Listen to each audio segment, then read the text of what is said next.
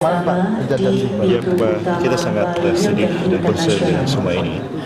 Dan ini semua menunjukkan kepada kita sebuah keyakinan bahwa memang aktivitas terorisme ada di sini. Kita tidak tahu apakah di dalam negeri ataukah dari luar negeri.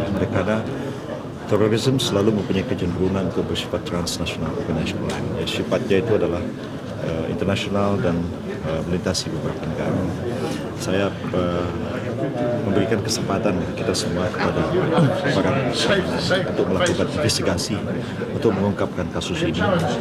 Dan bagi kita kayak Kepolisian memang kita harapkan meningkatkan kewaspadaan kita bersama menghadapi terorisme ini. Dan Departemen Kehakiman dan HAM sebenarnya dalam proses untuk menyelesaikan draft rancangan undang-undang tentang pemberantasan kegiatan terorisme, dan sudah dibahas dalam sidang kabinet minggu yang lalu dan sudah final, tinggal disampaikan kepada Presiden dalam hari ini atau besok, dan kemudian kita harap Presiden dapat menyerahkannya ke DPR, dan DPR juga sudah setuju untuk segera membahas RUU terorisme itu dan menjadikannya sebagai sebuah prioritas.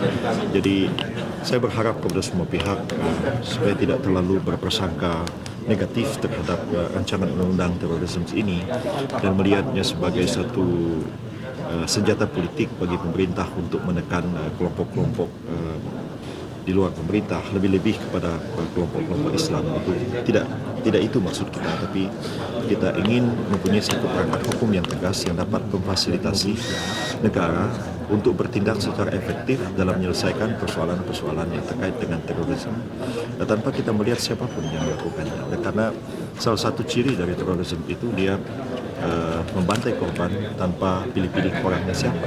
Dan kita lihat bahwa lebih 190 korban yang meninggal dalam tragedi serangan teroris di Bali ini, mungkin orang tidak kenal, yang melakukan itu tidak kenal siapa korbannya, tetapi akibatnya luar biasa. Dan ini saya melihat juga merupakan satu bagian dari upaya sistematik untuk merusak negara. Karena kasus di Bali ini bukan hanya menelan korban jiwa yang begitu besar, tetapi juga akan menimbulkan implikasi politik dan ekonomi yang cukup luas. Secara politik kita akan berhadapan dengan begitu banyak pressure dari dunia internasional, dan secara ekonomi bukan hanya masyarakat Bali khususnya yang akan mengalami kesulitan dengan sepinya kedatangan turis, sampai kepada pedagang kecil, pemilik warung, pemilik losmen akan mengalami kesulitan.